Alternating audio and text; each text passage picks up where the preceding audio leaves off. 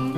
Kembali lagi dalam video saya ini saya akan menjelaskan tentang penginjilan lintas budaya, di mana di video sebelumnya kita sudah menjelaskan tentang penginjilan lintas budaya dalam 1 3. Nah, adapun strategi-strategi yang kita gunakan pada saat kita melakukan penginjilan, yang pertama, memahami budaya lokal.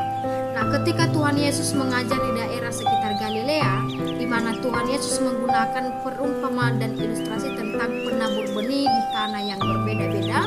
Nah, di situ Yesus menggunakan kejadian-kejadian yang lazim untuk menjelaskan kebenaran-kebenaran rohani. Metode mengajar Yesus tersebut mendorong para pendengar untuk berpikir dengan apa yang terjadi di dalam kehidupan mereka. Jadi isi berita akan tersampaikan dengan baik apabila sang pembawa berita dapat masuk ke dalam budaya lokal dan menyelaraskan isi berita dengan budaya yang ada tanpa mengurangi makna dari berita tersebut. Sekarang nomor 2, strategi yang kita gunakan pada saat kita melakukan penginjilan, yaitu menggunakan media yang ada dalam budaya.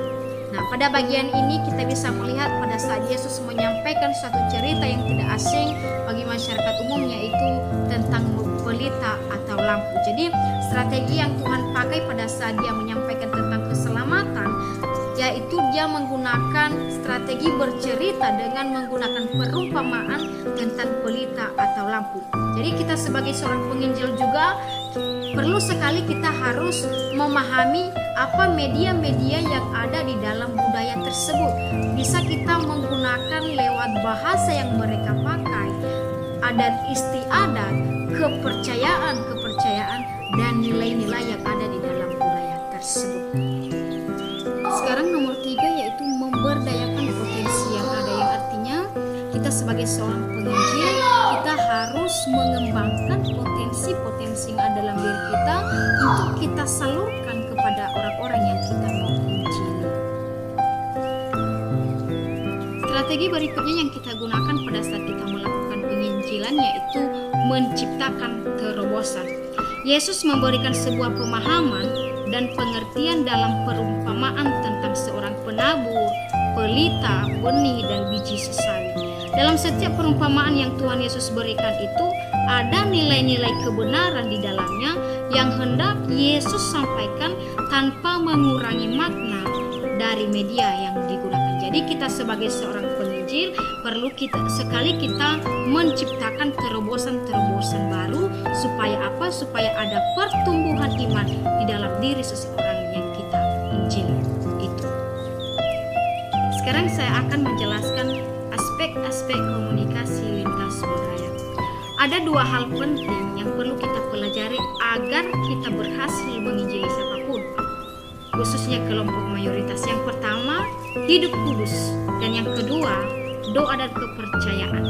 Kita akan membahas satu persatu. Yang pertama, hidup yang kudus.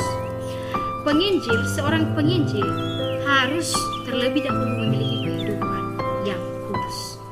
Jika kita melakukan penginjilan, jika kita berkhotbah pun kepada siapapun, jika hidup kita tidak sesuai dengan kebenaran firman Tuhan, tidak meneladani kehidupan Yesus Kristus, maka apapun yang kita sampaikan itu tidak akan hidup bagi kehidupan orang-orang yang mendengarkan seperti kita katakan. Jadi kita sebagai seorang penginjil terlebih dahulu hidup kita harus kudus. Sekarang nomor 2, berdoa untuk sesat. Penginjilan merupakan bagian dari peperangan rohani yang besar. Sebelum masuk dalam peperangan, tentara-tentara harus memiliki senjata yang tepat dan ampuh. Nah, di sini Paulus mendaftarkan senjata yang kita butuhkan. Kita bisa melihat dalam Efesus pasal 6. Ketika semua senjata itu sudah siap untuk dipakai dan semua tentara itu sudah siap untuk berperang, maka Paulus berkata itulah waktunya untuk berdoa. Ya, maksudnya di sini doa adalah tempat untuk menghadapi musuh. Jadi ketika kita berdoa, maka Roh Kudus sedang bekerja di dalam kehidupan kita. Jadi kita sebagai seorang penginjil perlu sekali kita melakukan yang namanya doa. Ketiga, pendekatan yang alkitabiah. Pendekatan yang alkitabiah untuk menyampaikan kabar baik adalah hidup berdampingan dengan orang-orang yang mendengarnya. Kemudian diceritakan Injil. Artinya ketika kita melakukan penginjilan kepada orang-orang yang belum mendengar tentang firman Tuhan, mendengar tentang keselamatan, kita harus memberitakan kabar baik itu kepada mereka sesuai dengan isi Alkitab atau sesuai dengan kebenaran firman Tuhan. Kita akan membahas bagian B, yaitu diperlukan waktu.